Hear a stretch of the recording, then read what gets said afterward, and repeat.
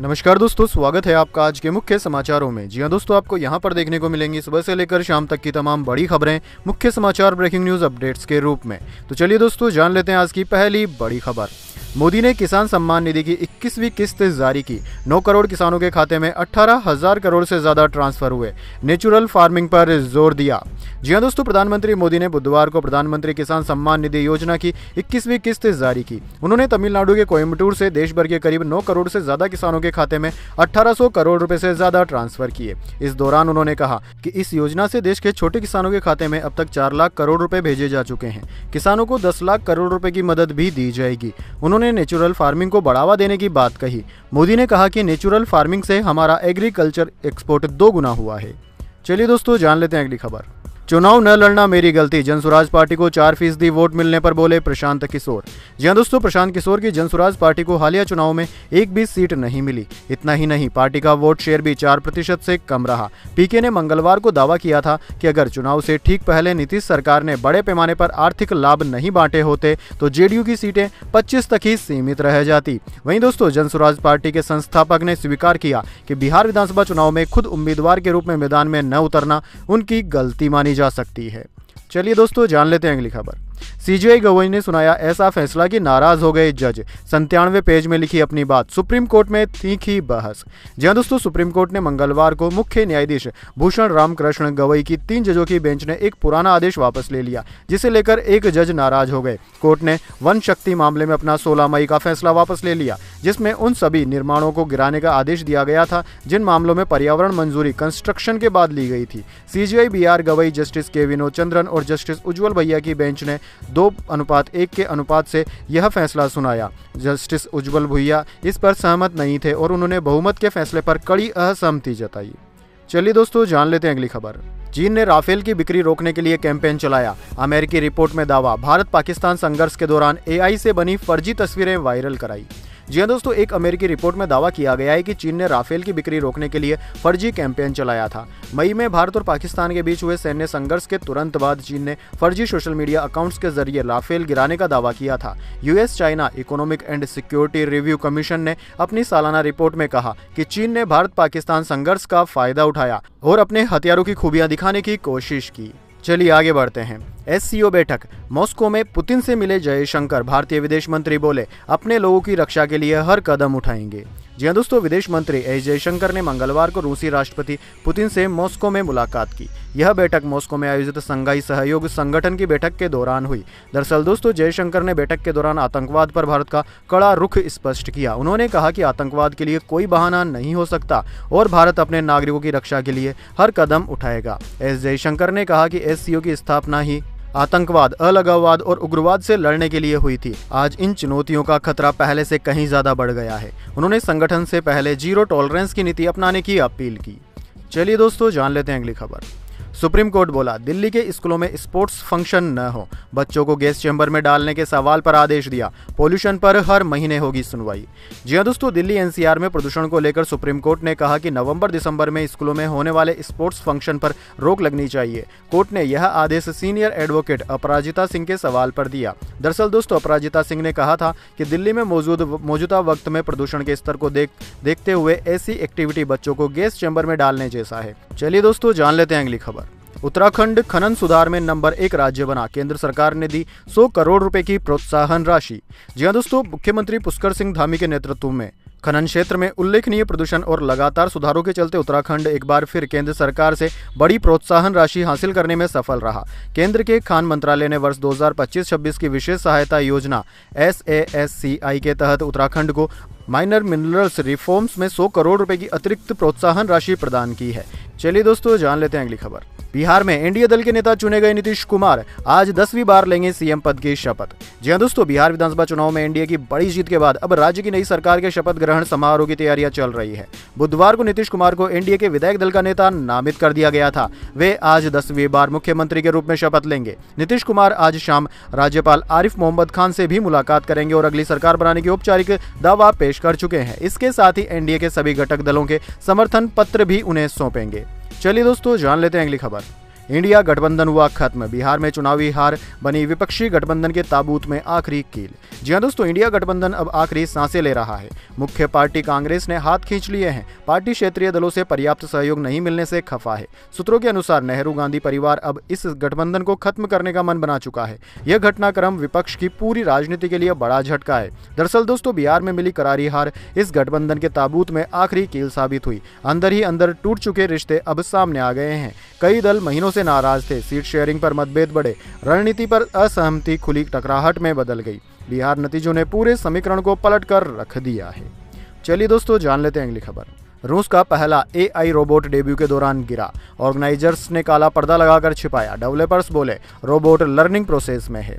जी हाँ दोस्तों, मॉस्को के एक इवेंट में रूस का पहला AI powered humanoid robot AIDOL stage पर आते ही गिर गया। करीब 50 जर्नलिस्ट के सामने इसका डेमो दिखाया जा रहा था। इसके बाद ऑर्गेनाइजर्स जल्दी से रोबोट को खींचकर अंदर ले गए और काला पर्दा डाल दिया। ऑर्गेनाइजर्स ने इसे कैलिब्रेशन और लाइटनिंग प्रॉब्लम बताया। दरअसल दोस्तों, इवेंट में AIDOL को हैवीवेट बॉक्सिंग मैच की तरह पेश किया गया था। रॉकी का फेमस थीम म्यूजिक बजा, रोबोट स्टेज पर चढ़ा और ऑडियंस को हाथ हिलाकर स्वागत किया, लेकिन कुछ ही सेकंड्स में यह लड़खड़ाया और गिर गया। चलिए दोस्तों, जान लेते हैं अगली खबर। लॉरेंस का भाई अनमोल विश्नोई अमेरिका से भारत लाया गया। पहली फोटो सामने आई, सलमान खान के घर फायरिंग की थी। बाबा सिद्दीकी और मूसेवाला के मर्डर का भी है आरोपी।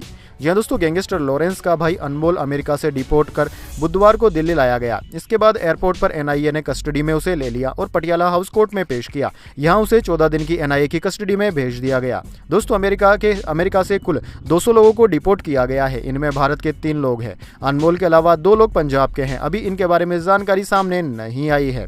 गैंगस्टर अनमोल अप्रैल 2024 में बॉलीवुड स्टार सलमान खान के घर पर हुई फायरिंग मामले में वांटेड आरोपी है। वह पिछले साल मुंबई में NCP नेता बाबा सिद्दीकी की हत्या का मुख्य आरोपी भी है। चलिए दोस्तों, जान लेते हैं अगली खबर। डेटा लेने से पहले कंपनियां बताएगी क्यों लिया और क्या करेगी उस डेटा का। बच्चों का सोशल मीडिया अकाउंट पेरेंट्स की सहमति से बनेगा। जी हां दोस्तों, भारत में digital personal data protection act 2023 अब नियमों के साथ पूरी तरह से लागू हो चुका है। सरकार ने 14 नवंबर को इसके नियमों को नोटिफाई कर दिया। ये नियम आम लोगों की प्राइवेसी को मजबूत करने के साथ साथ इनोवेशन और डिजिटल इकोनॉमी को बढ़ावा देंगे। DPDP एक्ट को संसद ने 11 अगस्त 2023 को पास किया था। यह डिजिटल पर्सनल डेटा को हैंडल करने वाली कंपनियों डेटा डिफ्यूजरी की जिम्मेदारियां तय करता है, जबकि लोगों को उनके अधिकार देता है। चलिए दोस्तों, जान लेते हैं अगली खबर।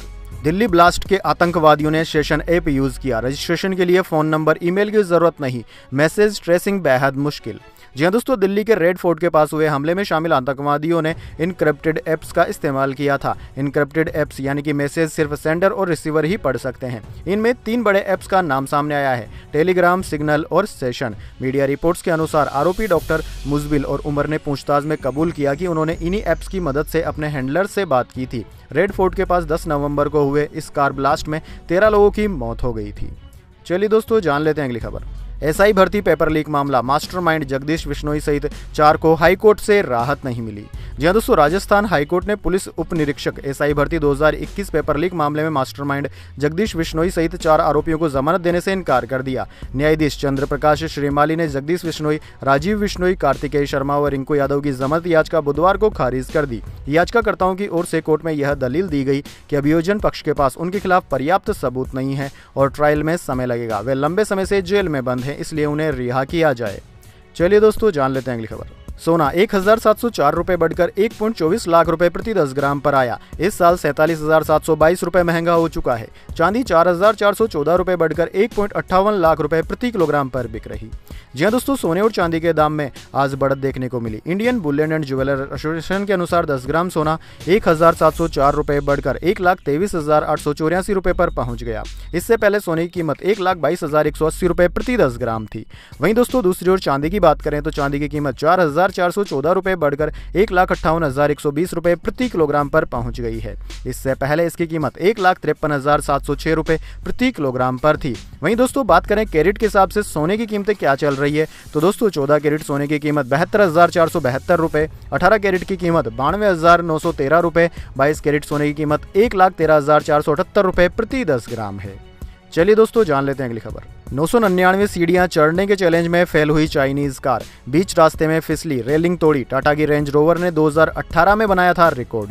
जी हाँ दोस्तों, चाइनीज ऑटो कंपनी चेरी की कार 999 सीढ़ियां चढ़ने के चैलेंज में फेल हो गई। 2018 में टाटा की रेंज रोवर कार ने इस चैलेंज को आसानी से पूरा कर रिकॉर्ड बना लिया था। चीनी कंपनी चेरी ने अपनी नई SUV फुल विन X3L से तियासेन माउंटेन की सीढ़ियों को चढ़ने का चैलेंज लिया था, लेकिन कार रास्ते में फिसल गई और रेलिंग से टकरा गई। रेलिंग टूटने के बाद कंपनी को माफी मांगनी पड़ी, नुकसान की भरपाई का वादा भी किया। यह घटना 12 नवंबर की है, जिसका वीडियो अब सोशल मीडिया पर वायरल हो रहा है।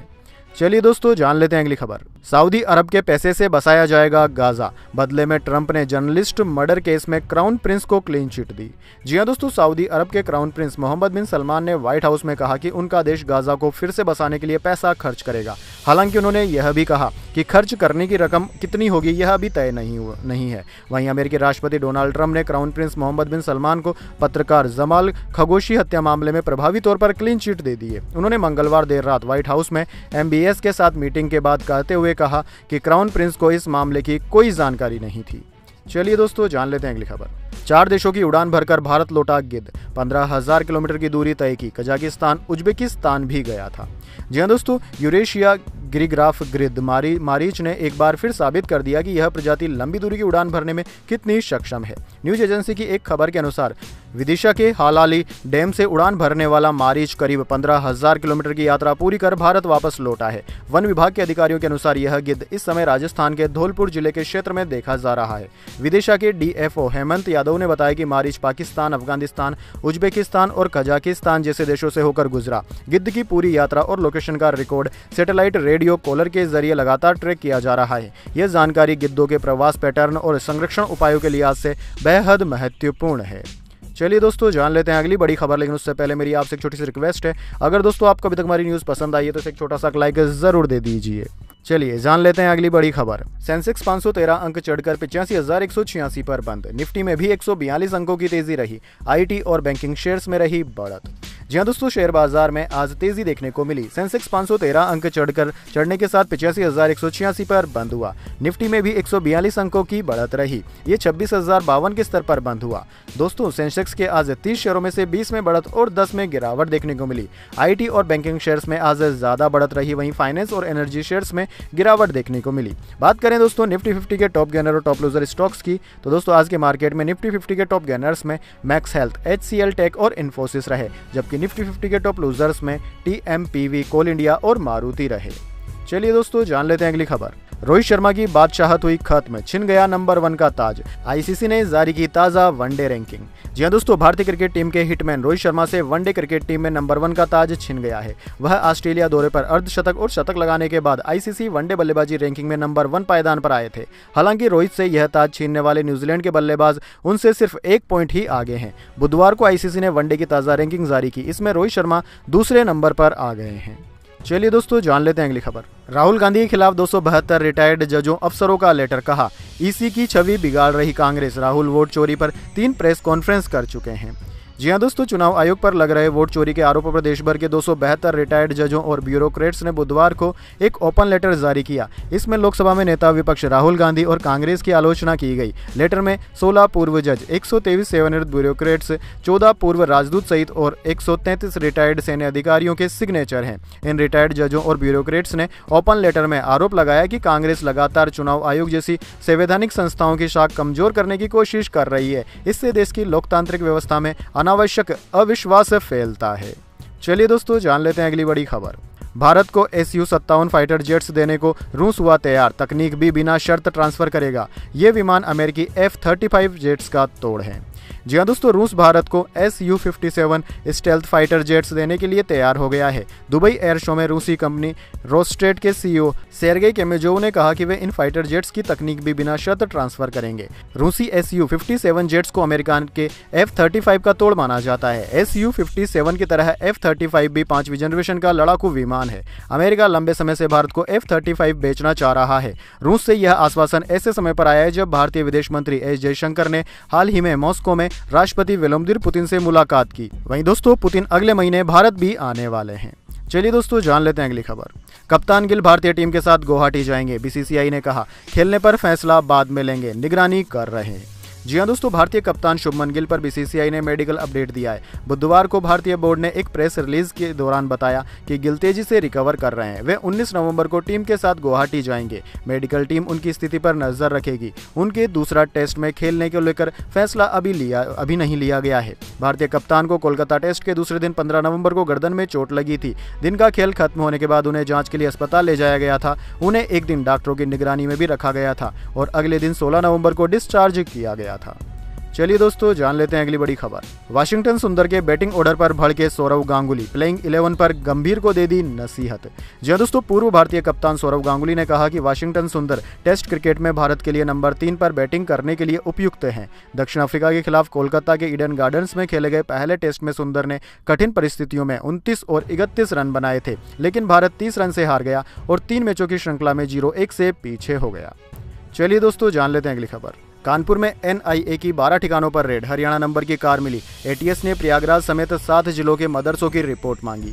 जी हां दोस्तों, दिल्ली ब्लास्ट के बाद लेडी टेररिस्ट डॉक्टर शाहीन शहीद के मददगारों की जांच में सुरक्षा एजेंसियां जुट गई है। कानपुर में एटीएस और एनआईए की टीम ने 12 से अधिक जगहों पर छापेमारी की। इस दौरान हितनगर से हरियाणा नंबर की एक कार भी बरामद हुई। इसके बाद एटीएस ने प्रयागराज, प्रतापगढ़, फतेहपुर, बांदा, हमीरपुर, चित्रकूट और महोबा के जिला अल्पसंख्यक कल्याण अधिकारी को लेटर लिखकर सभी मदरसों के विस्तृत जानकारी मांगी है। कानपुर मेडिकल कॉलेज छोड़कर बिना बताए गायब होने वाले 7 डॉक्टरों से भी पूछताछ की गई। डॉक्टरों ने मेडिकल कॉलेज छोड़ने का कारण कम सैलरी और ज्यादा खर्चा बताया था। चलिए दोस्तों, जान लेते हैं अगली बड़ी खबर। पंजाबी गैंगस्टर बोला, बम धमाके जारी रहेंगे, जिसमें दम होगा वो रोक ले। 2 पुलिस चौकियों पर अटैक का आरोपी मनु अगवान बोला। जी हां दोस्तों, पंजाब के कुख्यात गैंगस्टर मनु अगवान का ऑडियो सामने आया है। ऑडियो में मनु ने दावा किया कि उसके नाम से फिरौती मांगने वाले कई लोग एक्टिव हैं और यदि किसी को ऐसी कॉल आती है तो वह सीधे उससे संपर्क करें। उसने कहा कि वह खुद ऐसे लोगों को देख लेगा। मनु ने पुलिस को खुली चेतावनी देते हुए कहा कि थानों पर बम धमाके जारी रहेंगे, जिसमें दम होगा वो रोक ले। मनु अगवान हाल ही में बटोला की 2 पुलिस चौकियों पर हुए बम धमाके में आरोपी है। पुलिस उसकी तलाश में लगातार दबिश दे रही है। चलिए दोस्तों, जान लेते हैं अगली खबर। परिणीति चोपड़ा और राघव चड्ढा ने बेटे का नाम रखा नीर। कपल के नामों से है खास कनेक्शन, कहा दिलों को जिंदगी की एक अनंत बूंद में सुकून मिला।